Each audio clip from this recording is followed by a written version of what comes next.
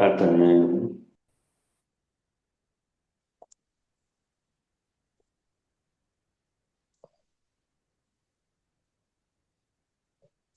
జయ గురుదేవ. జయ గురన్న. వెంకటదాస్ అన్నది పొద్దు ఏది రాలేదు, నువ్వు చేస్తా అన్నంత లోపల నన్ను వస్తాను. చేయమన్నాడు నేను ఆ?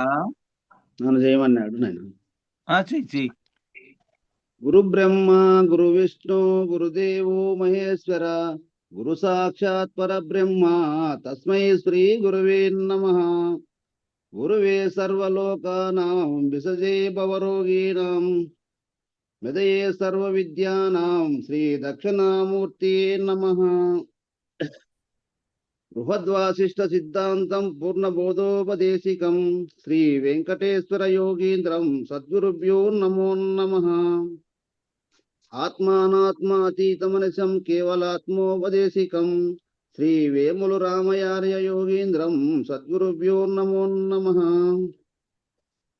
క్షరాక్షరమతీతం చ అచల పూర్ణోపదేశిక శ్రీ పూర్ణానంద పుల్లయార్య సద్గురుభ్యో నమో నమః. సర్వకాలాకాల ప్రత్యక్షం సర్వోత్తం సుశాశ్వితం శ్రీ విరహితానంద వెంకటదాసార్య గురుంభజే. శ్రీ విశ్వానంద కృష్ణమూర్తార్య గురుంభజే. అస్మద్గురు సమారంభం కృష్ణ సాందీప మధ్యమం ఓంకార పీఠ పర్యంతం వందే గురు పరంపరం. గురు పరంపరముకు జై. గురు భక్త మండలికి జై. ఏమి కానిది బ్రహ్మము గురుస్వామి తెలిపే రహస్యము. ఏమి కానిది బ్రహ్మము గురుస్వామి తెలిపే రహస్యము. నేమమున దానరచి చూడ నామరూపరహితము. ఏమి కానిది బ్రహ్మము గురుస్వామి తెలిపే రహస్యము. పంచహింసతి తత్వము ఇది పంచభౌతిక కాయము. పంచహింసతి తత్వము ఇది పంచభౌతిక కాయము. పంచభూతాతీత ఆత్మను మించియున్నదచలము. ఏమి కానిది బ్రహ్మము గురుస్వామి తెలిపే రహస్యము. మూడు నాడుల తెలసిన ముక్తి కాంతను గలసిన. మూడు నాడుల తెలసిన ఆ ముక్తి కాంతను గలసిన. ఏడు కొండల పైనయున్న ఎరుకగానిదచలము. ఏమి కానిది బ్రహ్మము గురుస్వామి తెలిపే రహస్యము. ఎండమావుల జలము రీతిగా నుండు ఈ ప్రపంచము. ఎండమావుల జలము రీతిగా నుండు ఈ ప్రపంచము. పిండ బ్రహ్మాండముల కావల నిండినది పరిపూర్ణము. ఏమి కానిది బ్రహ్మము గురుస్వామి తెలిపే రహస్యము. మేలు లేనిది జన్మము గురుకీలు తెలసి చూడుము. మేలు లేనిది జన్మము గురుకీలు తెలసి చూడుము. మూలము లేనిది తొలగా బట్టబయలే బ్రహ్మము. ఏమి కానిది బ్రహ్మము గురుస్వామి తెలిపే రహస్యము. మల్లి రాధిక జల్మము గురు పుల్లయార్యుల చేరుము. మల్లి రాధిక జల్మము గురు పుల్లయార్యుల చేరుము. ఇలను వెంకటదాసుని కలబాస నిజ గురువాక్యము. ఏమి కానిది బ్రహ్మము గురుస్వామి తెలిపే రహస్యము. ఏమి కానిది బ్రహ్మము గురుస్వామి తెలిపే రహస్యము. బోలో సద్గురు మహారాజ్ కీ జై.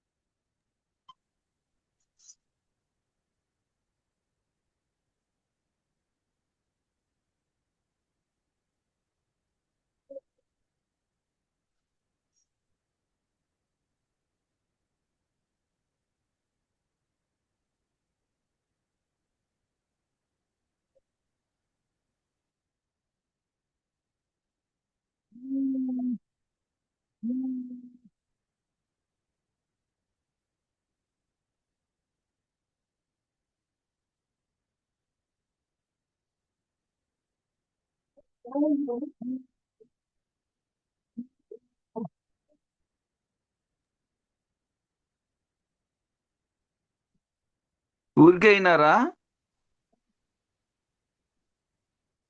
హలో నా వస్తాను.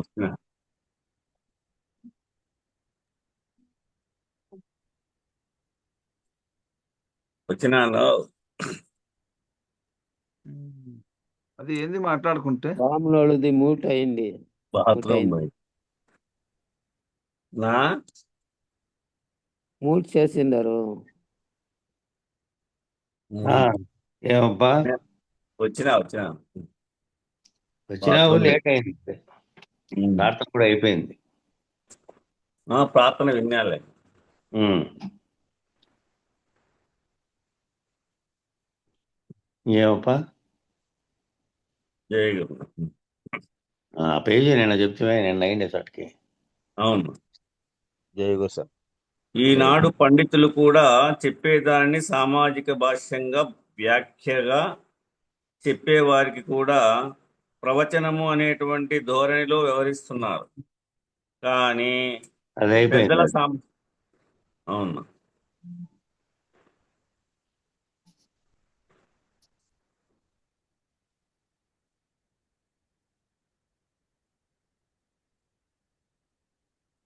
అది అయిపోయింది. దాని తర్వాత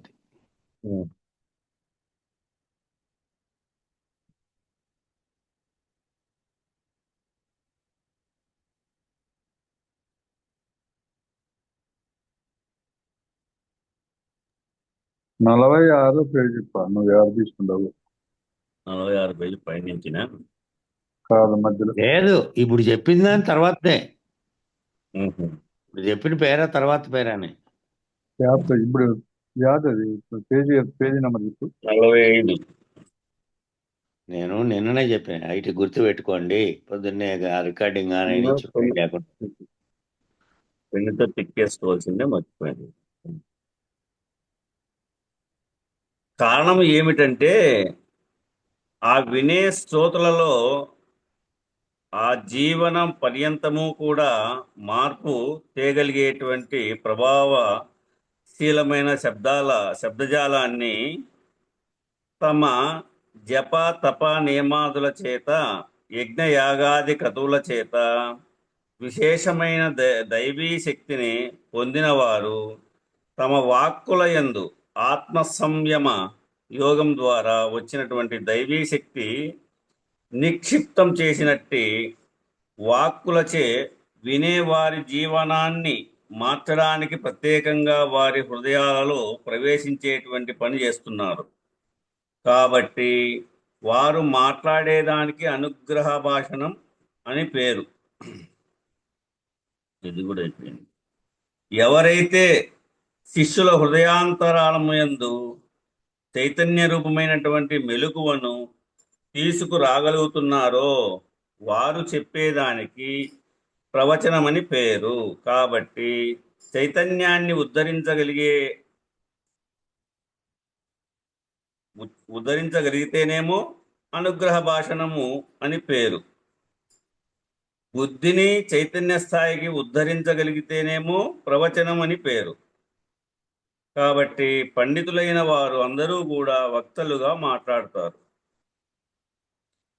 కాబట్టి ఈ రకమైన శబ్ద ప్రయోగంలో విచారణ చేసి ఉచితమైనటువంటి పద్ధతిలో మనం వ్యవహారాన్ని కలిగి ఉండాలి.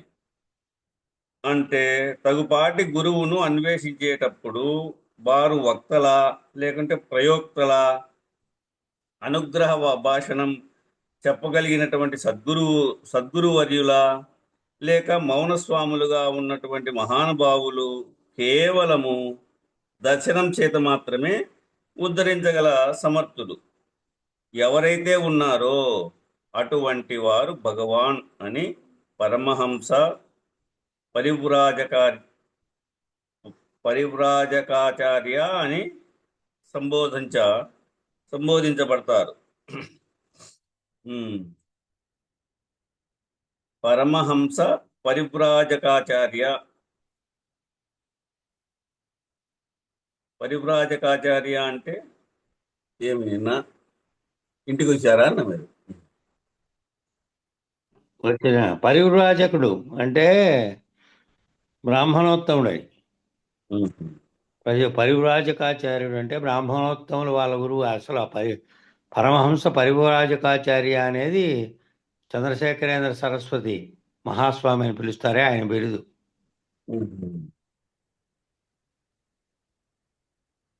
ఎట్టివారు కాబట్టి ఈ రకమైనటువంటి శబ్ద ప్రయోగంలో విచారణ చేసి ఉచితమైనటువంటి పద్ధతిలో మనం వ్యవహారాన్ని కలిగి ఉండాలి. అంటే తగుపాటి గురువును అన్వేషించేటప్పుడు వారు వక్తల, ప్రయోక్తల అంటే యోగ్యమైనటువంటి వాక్యాలు చెప్పేటువంటి వారా, అనుగ్రహ భాషం చెప్పగలిగినటువంటి సద్గురువర్యుల, మనకు అనుగ్రహం ఇచ్చి భాష్యం చెప్పేటువంటి సద్గురువర్యుల, లేక మౌనస్వాములుగా ఉన్నటువంటి మహానుభావులు, కేవలము దర్శనం మాత్రమే ఉద్ధరించగల సమర్థులు ఎవరైతే ఉన్నారో అటువంటి వారు భగవాన్ అని, పరమహంస పరివ్రాజకాచార్య అని సంబోధించబడతారు. ఈ రీతిగా సంబోధనలో ఉన్నవారు మౌనం ద్వారా కూడా ఉద్ధరించగల శక్తి కలిగిన వారు ఎవరైతే పరమేష్ఠి గురువు అన్నదాకా వెళ్ళేవారు ఉంటారో వారి మౌనం కూడా శిష్యుల్ని ఉద్ధరించగలుగుతుంది. పరమేష్ఠి గురువు మనకేమో స్వగురువు పూర్ణానంద పుల్లయ్య స్వాముల వారు, పరమగురువు అవధూత స్వాముల వారు, పరమేష్ఠి గురు పీలికాన లక్ష్మణప్రభుల వారు. అట్లా వస్తారు పరంపర. ఎందుకంటే పరమేష్ఠి గురు వారు కూడా మనల్ని ఆశీర్వదింపగలుగుతారు. ఎందుకంటే వారు సహజ నిర్వికల్ప సమాధినిష్టను దాటి ఉన్నట్టి వారు కాబట్టి, కావున వారి వారి యొక్క అనుభవ జ్ఞాన స్థితిని బట్టి వారి వారికి ఆయా రకముల అయినటువంటి నామములు ఏర్పడుతుంటాయి. నిజానికి అవి నామములు కావు, శిష్యుల ఉద్ధరణకు ఏర్పడినటువంటి బాటలు. వారు సమాధినిష్టను దాటి ఉన్నట్టి వారు కాబట్టి, కావున వారి వారి యొక్క అనుభవ జ్ఞాన స్థితిని బట్టి మనకు వారి వారికి ఆయా రకముల అయినటువంటి నామములు ఏర్పడి ఉంటాయి. నిజానికి అవైతే నామములు అంటే పేర్లు కావు, అవి శిష్యుల ఉద్ధరణ కోసమై ఏర్పడినటువంటి బాటలు. అలాగే ఇక్కడ కూడా తద్బోధ ఎటువంటి ప్రయుక్త అంటే తద్బోధ అంటున్నారు. ఈ బోధ విషయంలో కూడా సాంస్కృత ప్రయోగాలలో బోధ, ప్రబోధ, సద్బోధ అనేటువంటి ప్రయోగాలను మనం చూడవచ్చు. బోధ, ప్రబోధ, తద్బోధ అనేటువంటి ప్రయోగంలో 3 రకాలుగా మనం చూడవచ్చు. నిజానికి బోధకుడు అంటే అర్థం ఏమిటి అంటే అనుభవ జ్ఞానం కలిగినటువంటి మహానుభావులు చెప్పినటువంటి శాస్త్రాన్ని బాగా అధ్యయనం చేసి మన పూర్వపు పెద్దలు చేసినటువంటి కొన్ని అనేకమైనటువంటి అనుభవాలు, శాస్త్రాలన్నీ తయారు చేసినారు కదా ఈ గ్రంథాలన్నీ. ఇవన్నీ బాగా అధ్యయనం చేసి తాను ఆచరించి ఆ యొక్క పెద్దలు చేసినటువంటి వాటిని అంతా బాగా అధ్యయనం చేసి వాటిని బాగా ఆచరించి తాను ఉద్ధరించబడినటువంటి స్థితి గురించి చెప్పడానికి బోధ అని పేరు. అంటే తనను తాను ఉద్ధరించుకోగలిగినటువంటి శక్తి మాత్రమే కలిగినటువంటి వారు చెప్పేదానికి బోధ అని పేరు. తనను తాను ఉద్ధరించుకోగలిగేటువంటి శక్తి మాత్రమే కలిగినటువంటి వారు చెప్పేదాన్ని బోధ అని అంటారు. మరొకరిని దాటించగలిగేటటువంటి శక్తి కలిగిన వారేమో చెప్పేదానికి దాన్ని ప్రబోధ అని పేరు. ఈ ప్రబోధ కాలంలో గురువు శిష్యుడి అంతరంగంలో ప్రవేశిస్తాడు. ఈ ప్రబోధ కాలంలో ఏం జరుగుతుందంటే గురువు శిష్యుని యొక్క అంతరంగంలో ప్రవేశిస్తాడు. తానే అయిపోతాడు అంతా కూడా. అతని యొక్క జీవితం అంతా అవస్థాత్రయం అంతా కూడా నిండి నిబిడీకృతమై ఉంటాడు. అంతా అవస్థాత్రయం, జాగ్రత్త అవస్థలో కానీ, సుషుప్త అవస్థలో కానీ, స్వప్నావస్థలో కానీ అవస్థాత్రయం అంతా కూడా నిండి నిబిడీకృతమై ఉంటాడు. అనుక్షణం ఆ గురువు యొక్క తలంపు, ఆ గురువు మాట, ఆ గురువు చేష్ట, ఆ గురువు భావము, ప్రభావము, ధ్యానము, సమాధి, సాక్షిత్వము, సాక్ష్యాతీతము అనేటటువంటి లక్షణాలన్నీ కూడా శిష్యుడిలో ఉద్భవిస్తాయి. ఆ రీతిగా దాటిస్తారు అన్నమాట. అంటే అక్కడ శిష్యుని ప్రభావమే ఎక్కువగా ఉండాల.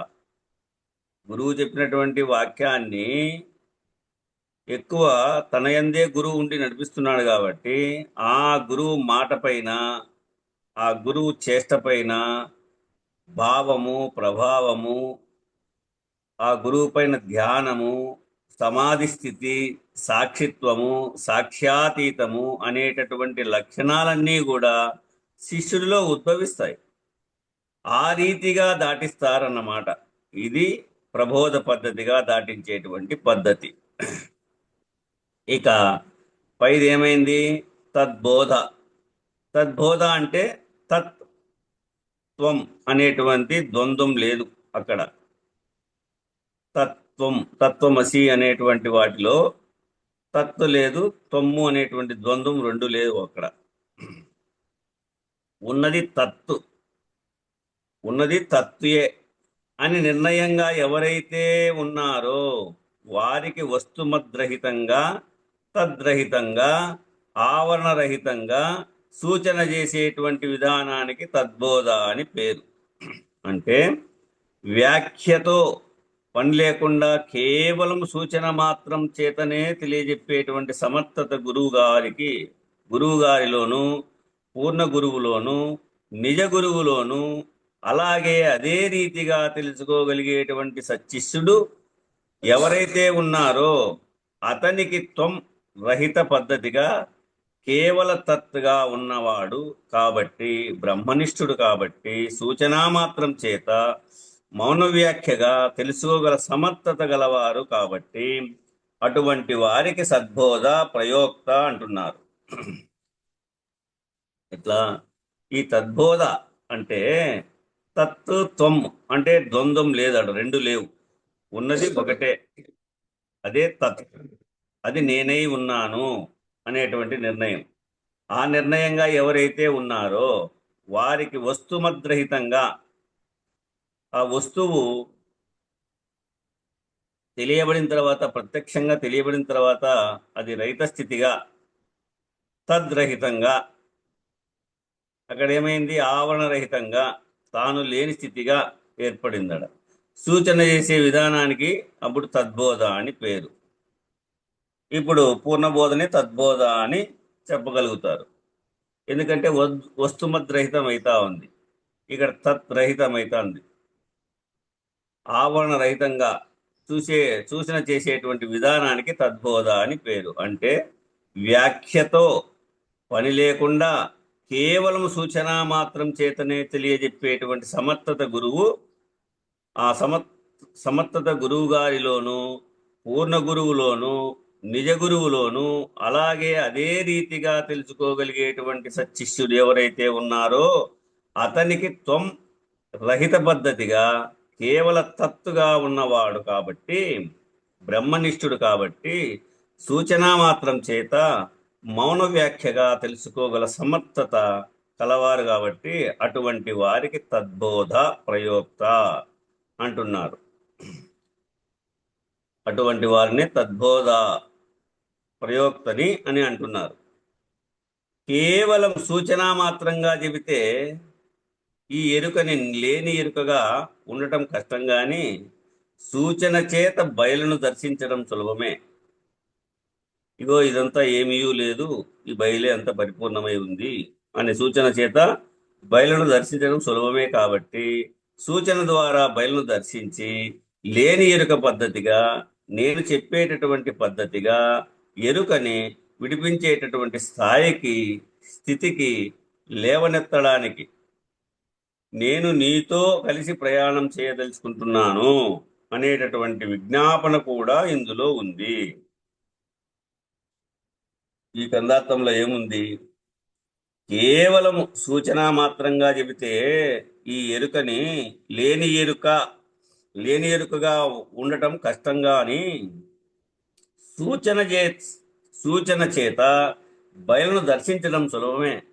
కాబట్టి సూచన ద్వారా బయలును దర్శించి, గురుగారు చెప్పినటువంటి సూచన ద్వారా బయలును దర్శించి లేని ఎరుక పద్ధతిగా, నేను చెప్పేటటువంటి పద్ధతిగా ఎరుకని గని విడిపించేటటువంటి స్థితికి లేవనెత్తడానికి నేను నీతో కలిసి ప్రయాణం చేయదలుచుకుంటున్నాను అనేటటువంటి విజ్ఞాపన కూడా ఇందులో ఉంది.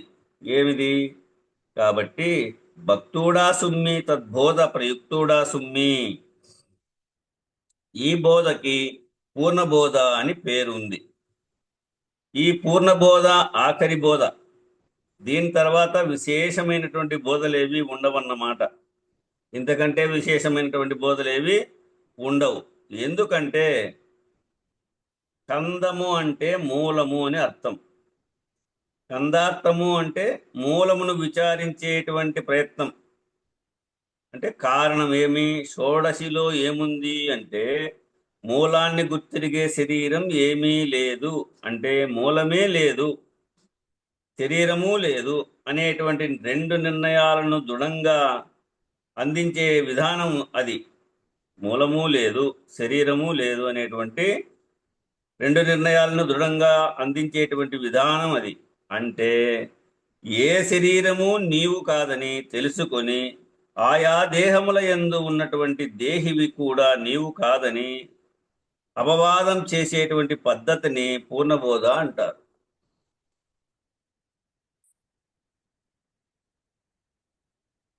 కాబట్టి అపవాదం అంటే ఏమర్థం చేసుకోవాలంటే వాదం లేనటువంటిది. వాదం లేకోకుండా చేసే పద్ధతిని పూర్ణబోధ అంటారు. ఇక్కడ వాదం లేదు, అంతా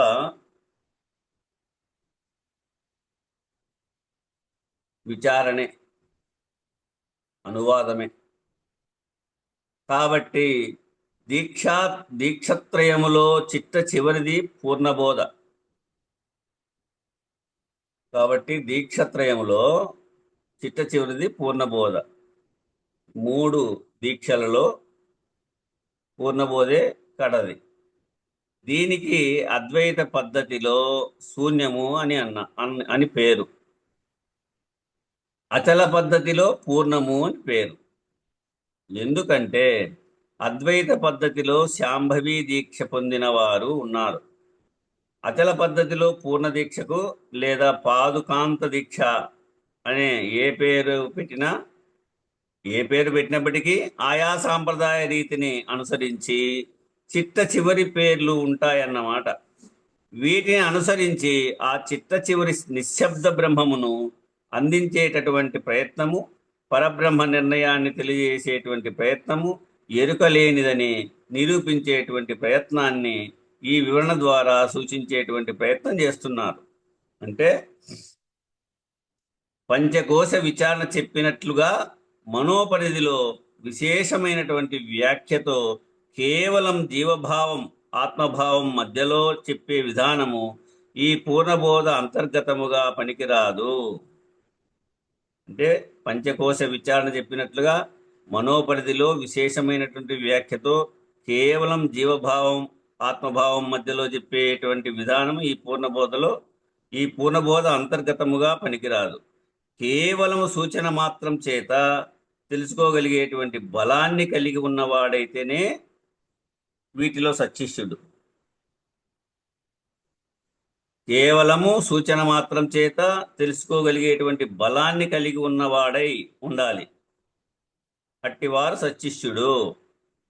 అందువల్ల స్తవనీయులగు వారు, స్తవనీయులగు మీరు అంటే నిజానికి ఇక్కడ స్వగురు, నిజగురు, పరమగురు, పరమేష్టి గురు అనేటువంటి పారంపరిగా గురు కరుణను పొందడానికి సిద్ధపడినటువంటి సచ్చిష్యుడు స్తవనీయుడు. స్వగురువు, నిజగురు, పరమగురు, పరమేష్టి గురు అనేటువంటి పారంపర్యగా గురుకరుణను పొందడానికి సిద్ధపడినటువంటి సచ్చిష్యుడు స్తవనీయుడు. పొగడదగినవాడు, స్తుతింపదగినవాడు. అంటే మనము పరంపర చెప్పుకుంటా ఉంటాం కదా, ఈ పరంపర చెప్పుకోవడమే పొగడదగినటువంటి వాడనేటువంటి, స్తుతింపదగినటువంటి వాడని. అంటే గురు శిష్య ఐక్యతా సిద్ధి పొందినప్పుడు గురు శిష్యులకు అభేదం ఉంటుంది. గురు శిష్య ఐక్యతా సిద్ధి పొందినప్పుడు గురు శిష్యులకు అభేదం అనేటువంటిది భేదం లేకుండా ఉంటుంది. కాబట్టి గురువు అశరీరి అయినా సశరీరి అయినా ఆ పూర్ణ గురువు, ఆ పరమ గురువు, ఆ పరమేష్టి గురువు వారి శిష్య పరంపర రూపంలో వారు ప్రకటితమవుతూ ఉంటారు. ఈ పరంపర ఈ విధంగా ఉంటుంది. కాబట్టి శిష్యులు స్వయముగా చేసేటటువంటిది ఏమీ లేదడ. వెంట్రుక వాసి అంత ఎరుకతో వెంట్రుక వాసి అంత ఎరుకతో మాత్రమే శిష్యుడు గురువును ప్రకటితం చేసేటువంటి పనిలో ఉంటాడు. ఆయన ద్వారా గురువే ప్రకటితమవుతూ ఉంటాడు. అశరీరి గురు పారంపర్యం అంతా కూడా ఈ రీతిగానే భారతావని యందు సుస్థిరమైనటువంటి ప్రకటత్వాన్ని కలిగి ఉన్నది. ఈ భారతావనిలో సుస్థిరమైనటువంటి ప్రకటత్వాన్ని కలిగి ఉంది. ఇది గురు పారంపర్యం అనేటువంటిదంతా కూడా.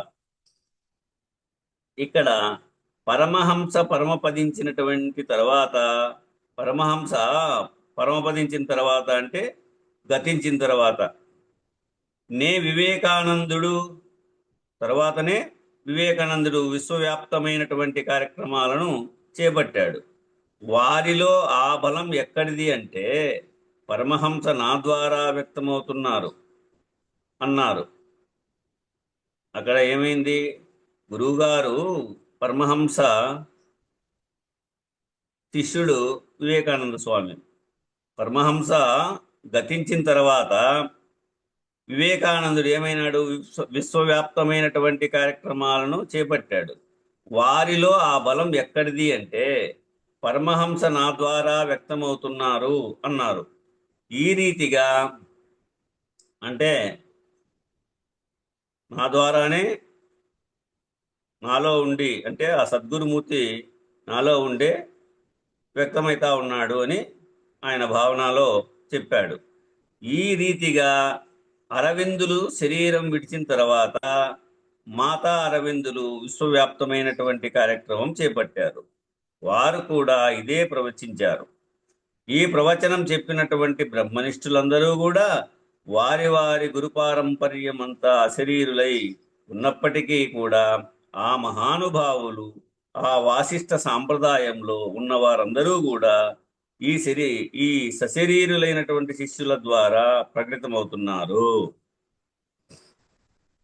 అదే పరంపరగా బ్రహ్మనిష్ఠుల అందరూ కూడా వారి వారి గురు పారంపర్యం అంతా అశరీరులై ఉన్నప్పటికీ కూడా ఆ మహానుభావులు, ఆ వాసిష్ఠ సాంప్రదాయంలో ఉన్న వారందరూ కూడా ఈ సశరీరులైనటువంటి శిష్యుల ద్వారా, అంటే మనబోటి శరీరంతో కూడుకున్నటువంటి శిష్యుల ద్వారా ప్రకటితమవుతా ఉన్నారు.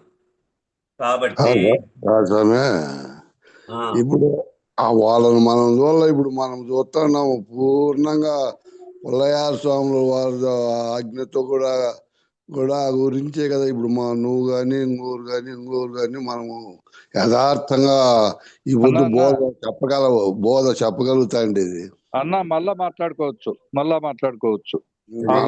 ఎప్పుడన్నా అడిగితే మళ్ళా మాట్లాడుకుండే రికార్డింగ్ అవుతుంది.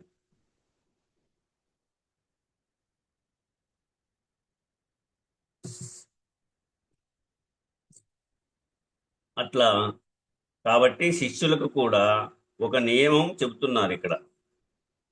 వారు ఏదైనా చెప్పేటప్పుడు వాళ్ళు పెద్దల ద్వారా విన్నటువంటి 1-2 సూచనా వాక్యములను ముందుగా ప్రస్తావించి లక్ష్యార్థముగా వివరించి తరువాత వాటిని శాస్త్రవాక్యాల ద్వారా ప్రామాణికంగా అందించేటువంటి ప్రయత్నం చేసినప్పటికీ సాంప్రదాయ విధికి భిన్నంగా కాకుండా తమదైనటువంటి ప్రత్యేక వాక్యాలను జోడించకుండా స్థాయి భేదాన్ని జాగ్రత్తగా గమనిస్తూ అర్థమయ్యేటట్టుగా అందించేటువంటి ప్రయత్నం చేస్తూ వినేటటువంటి వారి మానసిక స్థాయిని, హృదయాంతర్గత స్థాయిని లేవనెత్తే పద్ధతిగా, అంటే కనీసం ప్రవచనం స్థాయిలో ప్రవక్తగా బ్రహ్మనిష్ట చెడిపోకుండా, అద్వైత సిద్ధి చెడిపోకుండా, గురు శిష్య ఐక్యత సిద్ధి చెడిపోకుండా, అశరీరి గురు ప్రకటనకు మాత్రమే తనను తాను నియమించుకునేటటువంటి పద్ధతిగా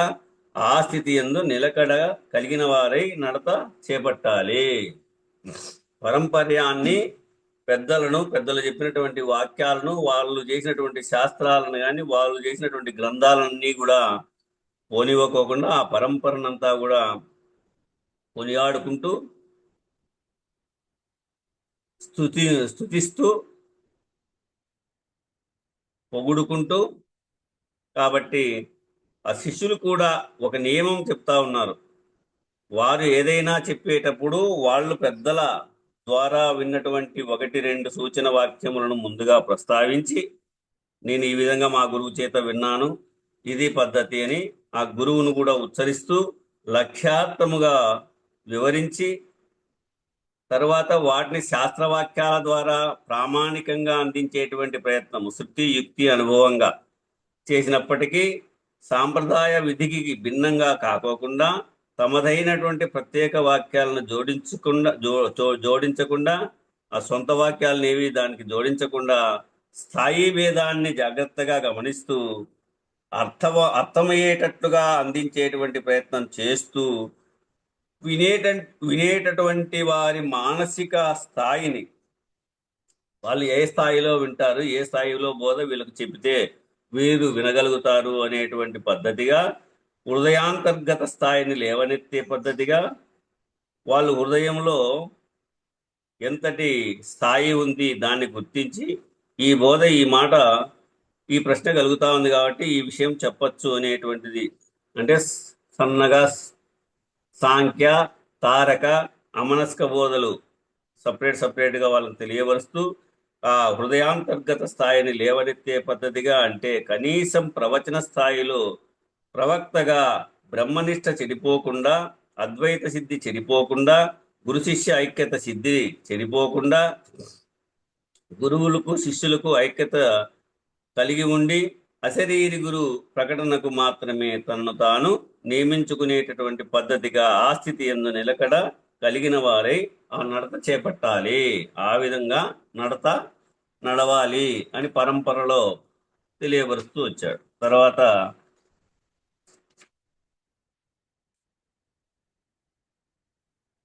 కనుకనే మీరుత్సాహముతో ఈ గాథ వినుడి. ఏమంటున్నాడు ఈ గ్రంథార్థంలో?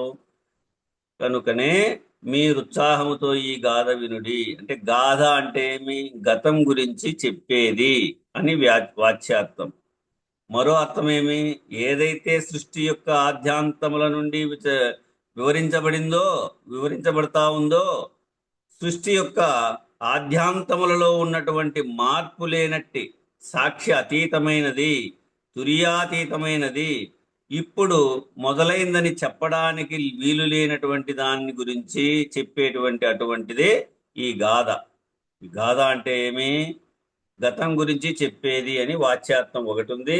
మరో అర్థం ఏమై ఉంది అంటే, ఏదైతే సృష్టి యొక్క ఆద్యాంతముల నుండి, అంటే సృష్టి మొదలు నుంచి లాస్ట్ వరకు కూడా వివరించబడతా ఉందో సృష్టి యొక్క ఆద్యాంతములలో ఉన్నటువంటి మార్పు లేనట్టి ఆ సాక్షి అతీతమైనది, తుర్యాతీతమైనది అని ఆ అఖండ గురు పరమాత్మ స్థితిని, ఆ బ్రహ్మాకార స్థితిని, ఏదైతే స్వస్వరూప స్థితిని పొంది ఉంటా ఉందో ఇప్పుడు మొదలైందని చెప్పడానికి వీలు లేనటువంటి దాని గురించి చెప్పే అటువంటిది.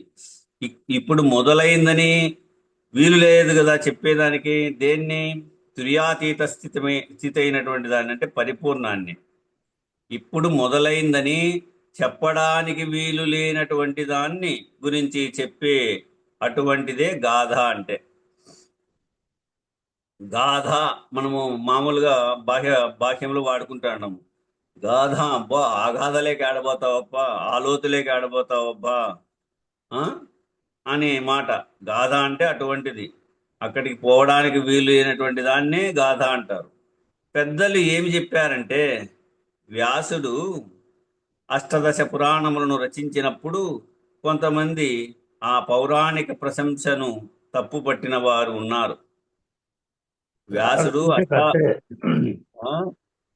కథకు కథ అనే పదానికి మరో రూపమే గాథ. ఆల్రెడీ జరిగిపోయినటువంటి ఒక కథ, దాని గురించి విశేషంగా చెప్తే అది గాథ.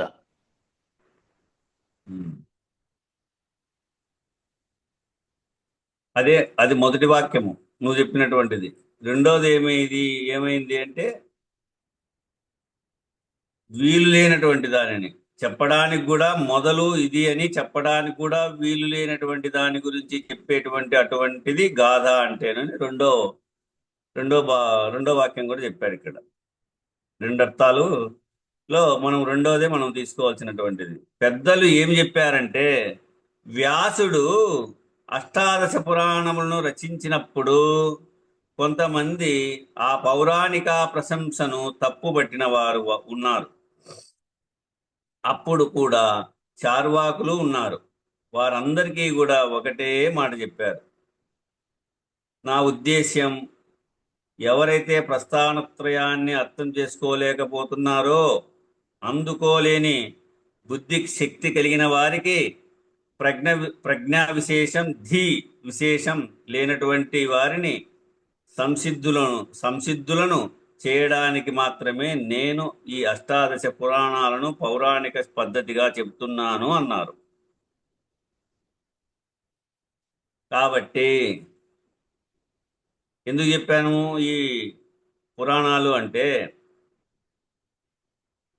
ఎవరైతే ప్రస్థానత్రయాన్ని అర్థం చేసుకోలేకపోతున్నారో, అందుకోలేని బుద్ధి శక్తి కలిగిన వారికి ప్రజ్ఞా విశేషము, విశేషము లేనటువంటి ప్రజ్ఞ విశేషము కానీ విచారణగా సర్వము తెలుసుకునేటువంటిదే ప్రజ్ఞ. ఆ ప్రజ్ఞ లేనటువంటి వారికి అంటే బుద్ధిలో గొప్పది. ఈ విశేషము లేనటువంటి వారిని సంసిద్ధులను చేయడానికి మాత్రమే నేను అష్టాదశ పురాణాలను పౌరాణిక పద్ధతిగా చెప్తున్నానని అన్నాడు ఆయన ఆనాడు. కాబట్టి ఆయా పురాణముల యొక్క మూలము శోధించటం వృథా అన్నారు.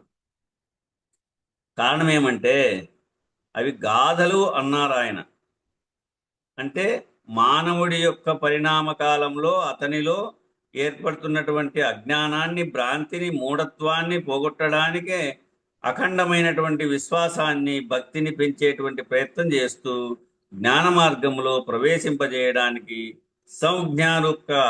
రూపక బోధనగా అతనిలో అంతరంగిక బుద్ధిని శాశ్వతమైనటువంటి శుద్ధ సత్వంలోనికి అతనిని ప్రవేశపెట్టడం కోసము చెప్పబడేటువంటి వాటికి గాథలు అని పేరు.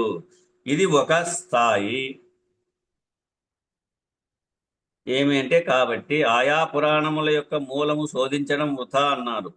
కారణం ఏమిటంటే, అవి గాథలు అన్నారు ఆయన. అంటే మానవుడి యొక్క పరిణామ కాలంలో అతనిలో ఏర్పడుతున్నటువంటి అజ్ఞానాన్ని, భ్రాంతిని, మూఢత్వాన్ని పోగొట్టడానికి అఖండమైనటువంటి విశ్వాసాన్ని, ఆ భక్తిని పెంచే ప్రయత్నం చేస్తూ జ్ఞాన మార్గంలో ప్రవేశింపజేయడానికి సంజ్ఞారూపక బోధనగా అతనిలో అంతరంగిక శుద్ధిని శాశ్వతమైనటువంటి శుద్ధ సత్వములోనికి అతన్ని ప్రవేశపెట్టడము, శాశ్వతమైనటువంటి శుద్ధ సత్వ గుణంలోకి అతనిని ప్రవేశపెట్టడం కోసం చెప్పబడేటువంటి వాటికి గాథలు అని పేరు. ఇది ఒక స్థాయి. మరి ఇంకో స్థాయి. కానీ ఏ పరబ్రహ్మమైతే పంచక్రియలకు ఆవల ఉన్నదో, అంటే ఈ పంచక్రియలకు ఐదైదుగా ఉన్నటువంటి వాటికన్నిటికీ ఏదైతే ఆవల ఉన్నదో, అంటే సృష్టి, స్థితి, లయ, అనుగ్రహ, తిరోధానములకు ఈ ఐదింటికి ఆవల ఉన్నదానికి పరబ్రహ్మము అని పేరు. ఈవల ఉన్నదానికేమో బ్రహ్మమని పేరు. ఎరుక బ్రహ్మము, పూర్ణ పరబ్రహ్మము అని రెండుగా మనము చెప్పుకుంటా ఉంటాం. ఆవల, ఈవల అనే నిర్ణయము తెలిసిన వారు ఎవరున్నారో వారు చెప్పగలిగినటువంటిది గాథ. వాళ్లకు తెలిసిన నిర్ణయాన్ని ఏ రూపంలో చెబితే ఏ కాలంలో వారైనా దాన్ని తెలుసుకుని దర్శించగలరో అటువంటి పద్ధతిని నేను స్వీకరిస్తున్నాను. ఈ గాథ అనే పద్ధతిలో మీ ఉత్సాహం చెడకుండా చెప్పబడతా ఉంది. ఈ గాథా పద్ధతిగా చెప్పబడినటువంటి కొన్ని వేదాంత పద్ధతులు ఉన్నాయి. అవి కొంచెం నిస్సారంగా కనపడతాయి, నిర్వేదంగా, నిర్వీర్యంగా, నిస్పృహగా కనపడతాయి. కానీ యథార్థమునకు ఏ ఉపనిషత్తు అయినా కూడా పరబ్రహ్మ నిర్ణయ లక్ష్యంగానే చెప్పబడుతుంది.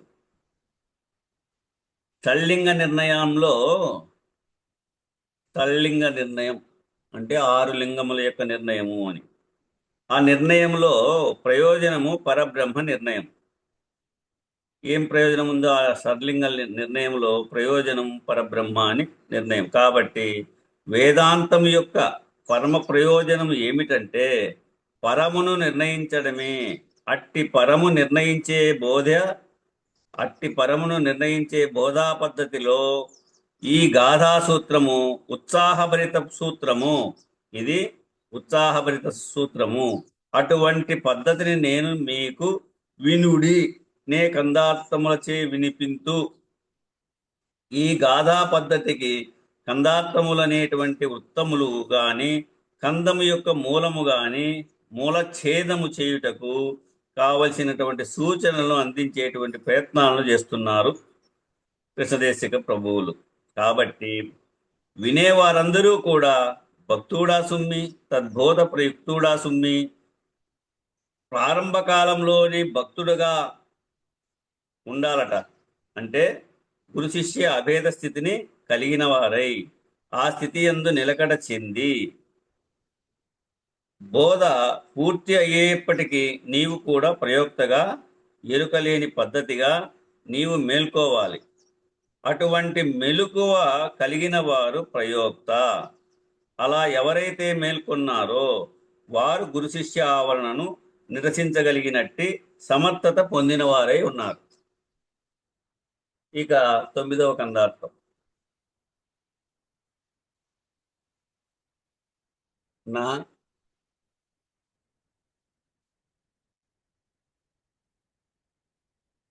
దివాకరణ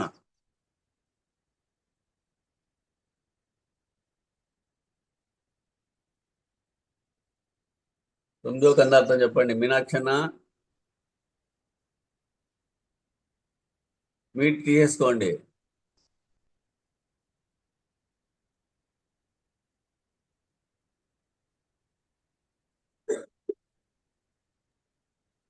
అన్నయ్య నేనే చెప్తానంటే అదే మీట్ తీలే అన్నయ్య. సరే నేనే చెప్తాలే.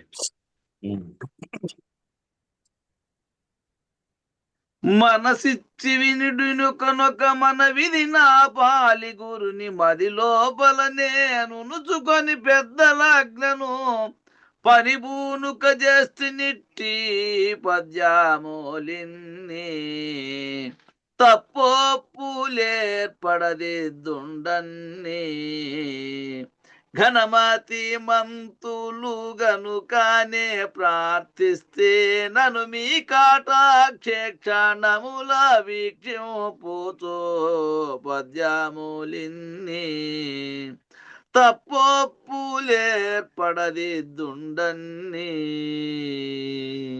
జై గురు. జై గురు. సుకవులగు మానవులారా, నా యొక్క మనవి సావధాన చిత్తులై వినవలెను. నా గురువర్యుని హృదయమునందుంచుకొని వారి ఆజ్ఞానుసారము ఈ శక్తిద్వయ నిరాసకంపైనటువంటి శుద్ధ నిర్గుణతత్వ కందాత్మలను రచించి తిని. ఇది కథ కాదు. జనన మరణ వ్యత మాన్పునటువంటి పద్ధతి. బుద్ధిమంతులు ఆమూలాగ్రముగా చదివి ఇందలి తప్పులేమన్నా ఉంటే అవి ఒప్పులుగా తెలియనట్టు దిద్దవలయునని మిమ్ములను ప్రార్థించుచున్నాను. కనుక నన్ను మీ కరుణా కటాక్ష వీక్షణములచే వీక్షింపుడని భావము. ఓ మంచి సుకవులారా అంటే ఓ మంచి కవులారా, ఓ మంచి మానవులారా, నా యొక్క మనవి సావధాన చిత్తులై వినండి. నా గురువర్యుని నా హృదయమందు ఉంచుకొని వారి వారి యొక్క ఆజ్ఞానుసారం ఈ శక్తిద్వయ నిరాసకంపైనటువంటి శుద్ధ నిర్గుణతత్వ కందాత్మను రచించినాను. ఇది కథ కాదప్ప. జనన మరణ వ్యత మాన్పునటువంటి పద్ధతి కలిగినటువంటిది ఇది. బుద్ధిమంతులు అయినటువంటి వారు ఎవరైతే ఉన్నారో, ఎవరైతే సుకవులకు మానవులై ఉన్నారో, వారు ఈ కందాత్మలను ఆమూలాగ్రముగా చదివి ఇందలి ఏమైనా తప్పులు ఉంటే అవి ఒప్పులుగా తెలియనట్లు, అవి ఏమైనా ఎక్కడైనా తప్పులుంటే వినేవారికి చదివేవారికి అవి ఒప్పులుగా ఉండేటట్లుగా దిద్దవలయునని మిమ్మలను ప్రార్థిస్తున్నాను. కనుక నన్ను మీ కరుణ కటాక్ష వీక్షణములచే వీక్షింపుడని. మీ యొక్క కరుణ నా పైన, మీ యొక్క కటాక్షము నా పైన ఆశీర్వాద రూపంగా వీక్షించాలని నేను కోరుతున్నాను అని కోరాడు. చూడు, ఇక్కడ సభా విజ్ఞాపనలో మరొక విజ్ఞాపన చేస్తున్నాడు. ఇక్కడ మనసిచ్చి వినుడి. మొదటి చెప్పేశారు ఎలా వినాలో. ఎవరైతే అంతఃకరణమునకు లోబడిన వారున్నారో వారు మనోజయం లేనట్టి వారు. ఎవరైతే ఈ అంతఃకరణమునకు లోబడిన వారు ఉన్నారో వారు మనోజయం లేనట్టి వారు. ఎట్లా అంటే ఇక్కడ వింటూనే మనస్సు వేరే ధ్యాసలోకి వెళ్ళిపోతుంది. చదువుతూనే ఆ మనస్సుతో చదివే వారికి వారే అది అర్థం కానిటువంటి స్థితిగా కూడా ఒక్కోసారి మనస్సు కూడా అంతర్లో బయటికి పోతుంది, బయట సంచారం చేస్తుంది. ఆ సంచారం చేసినప్పుడు ఏదైతే చదువుతుండో వారికే అర్థం కానటువంటి స్థితిగా ఉంటుంది. అట్లా వారు మనోజయం లేనట్టి వారు ఈ కందార్థములు విన్నా నిష్ప్రయోజనం. దీన్ని తెలియజాలరు. కాబట్టి దీనికి అర్హత మనోజయం. ఎవరికైతే అంతఃకరణము ప్రజ్ఞయందు విలీనమై స్థితప్రజ్ఞత కలిగి ఉన్నవారు ఉంటారో వారు కందార్థములు వినడానికి అర్హులు.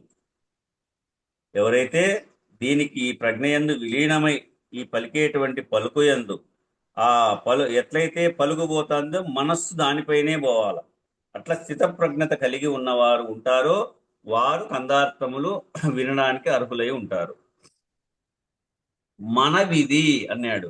మనసిచ్చి వినుడి. ఇక ఒక మనవి అన్నాడు. ఈడ మనవిధి అంటే ఇంకో మనవి చేస్తున్నాడట. నా పాలి గురు నీ మది లోపల. ఆయన వారి యొక్క గురువు హృదయస్థానములో నిలకడ చెందిన వాడై ఆ స్థితి నుండి బోధిస్తున్నారు. కాబట్టి మీరు ఆ స్థితిని చైతన్య స్వాధీనత ద్వారా పొందాలి అనేటువంటి సూచన చెప్తున్నారు.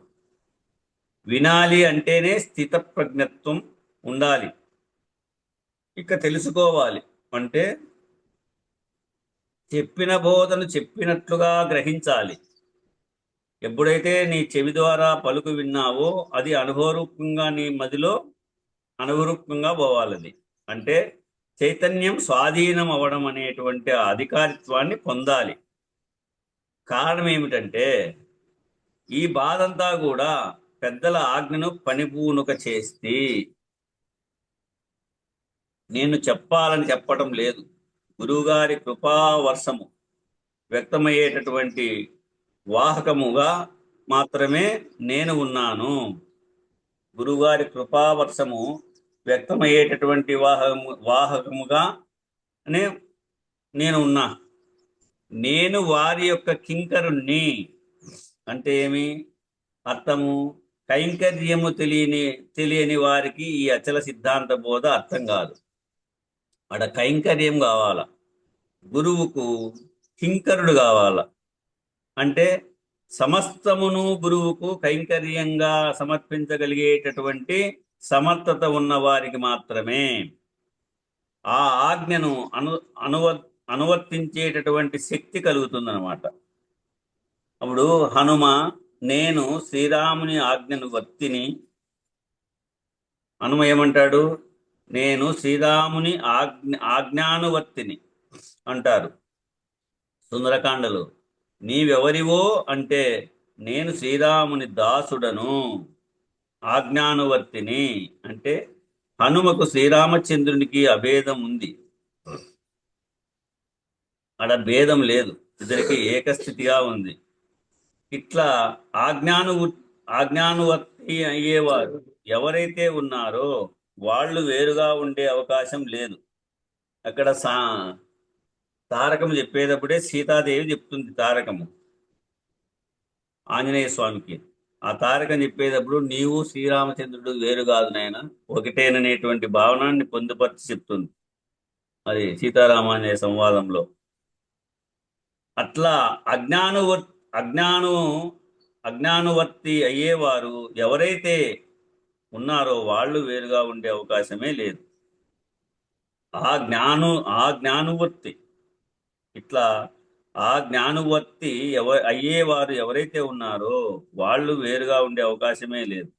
మన భారతీయ సాంప్రదాయంలో వివాహ సంప్రదాయంగా కూడా వివాహ కాలంలో సదస్యం నాకవల్లి అనే సందర్భాలలో అగ్ని సాక్షిగా, అరుంధతి వశిష్ఠుల సాక్షిగా, పంచభూతాల సాక్షిగా ఇలా అనేక రకాల సాక్షిత్వాలతో ఉండేటువంటి వివాహ ధర్మంలో కూడా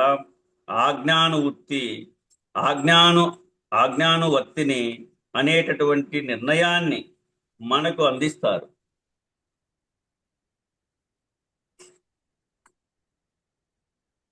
కానీ వారికి వారు వారి ప్రయత్నంతో జీవించడం వలన ఈ అజ్ఞానువర్తులైనటువంటి జీవించేటువంటి పద్ధతిని ఆశ్రయించలేకపోతా ఉన్నారు. అనేక క్షేత్రాలలో మూల విరాట్కు చేసేటటువంటి సేవలకు కైంకర్యములు అని పేరు. ఇటువంటి అనేక క్షేత్రాలలో ఆ మూల విరాట్కు ఆడ ప్రతిష్ఠ చేసినటువంటి విగ్రహానికి ఏ క్షేత్రంలో అయినా చేసేటువంటి సేవలకు కైంకర్యములు అని పేరు. అంటే ఆ దివ్యత్వానికి ఈ ఆచరించేటువంటి భక్తుడికి అభేదత్వము ఉంటుందన్నమాట. అప్పుడు ఏం చేస్తారు? అక్కడ ఆ దివ్యత్వానికి అక్కడ ఉన్నటువంటి మూల విరాట్టులో ఉన్నాడే ఆ యొక్క దేవునికి ఈ పోయేటువంటి భక్తుడికి అభేదత్వం ఉంటుందన్నమాట.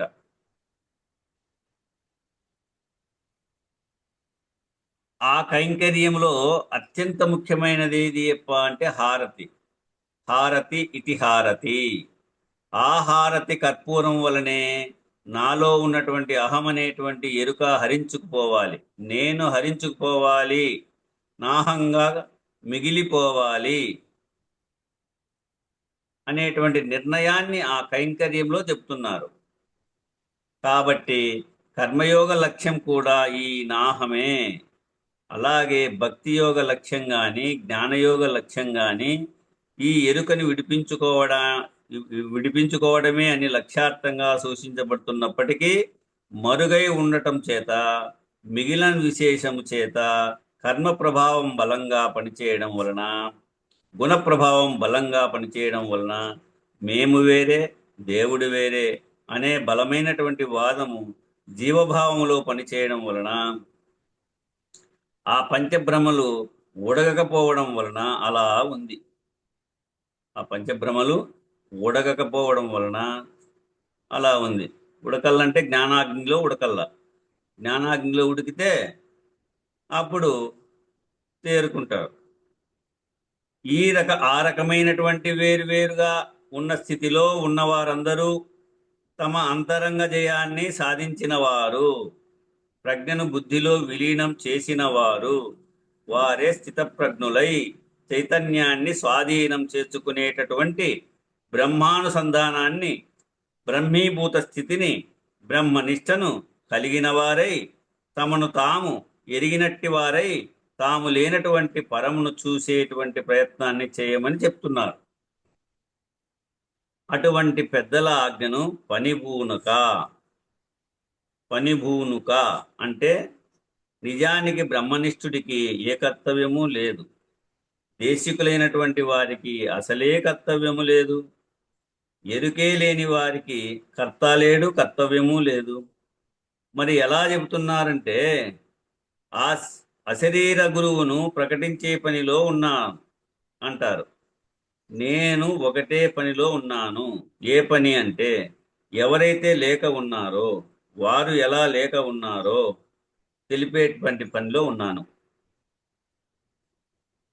నేను ఎవరు? కృష్ణదేశిక ప్రభువులు ఎట్లయి ఉన్నారు? ఎవరైతే లేక ఉన్నారో వారు ఎలా లేక ఉన్నారో తెలిపే పనిలో ఉన్నాను అన్నారు. అది పెద్దల ఆజ్ఞను పనిభూనుక అంటే అర్థం.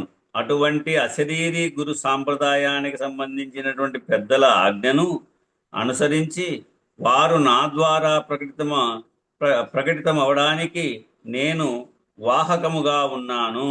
నేను కూడా వాస్తవమునకు అశరీరినే అనేటువంటి నిర్ణయాన్ని ఇక్కడ సూచిస్తున్నారు.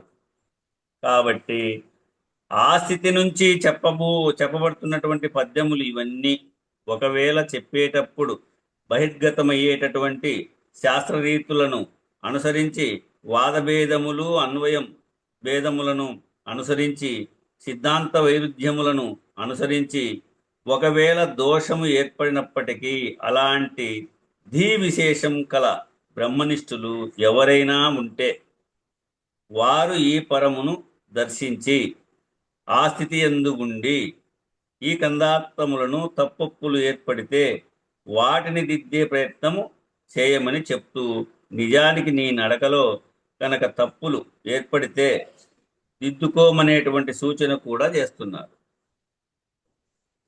ఒకవేళ నువ్వు చెప్పేటువంటి భావంలో తప్పులుంటే అవైనా దిద్దుకో.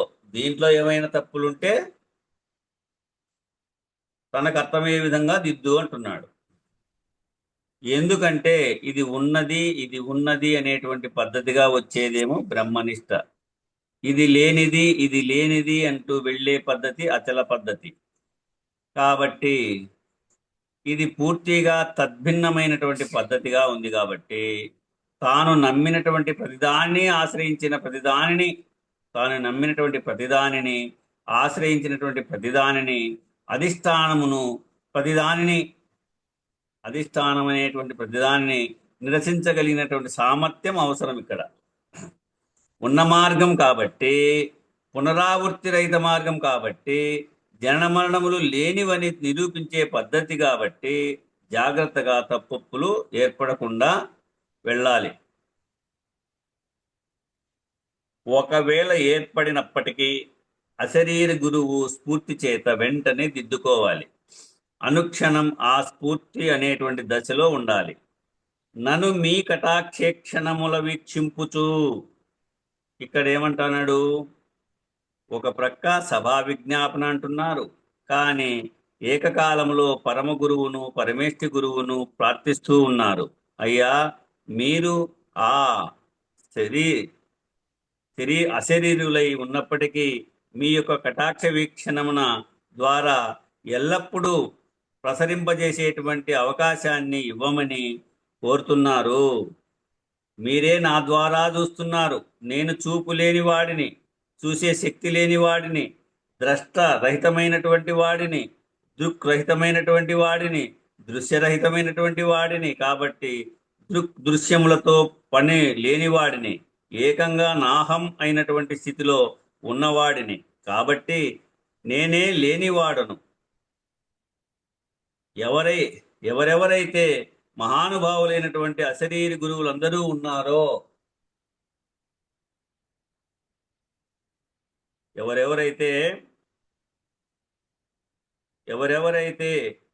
మహానుభావులు అయిన అశరీరి గురువులందరూ ఉన్నారో వారందరూ నా ద్వారా ప్రకటితమైన, నా ద్వారా మీ యొక్క కటాక్ష వీక్షణములను ఈ బోధన ఆశ్రయించినటువంటి వారిపై ప్రసరించవలసినది.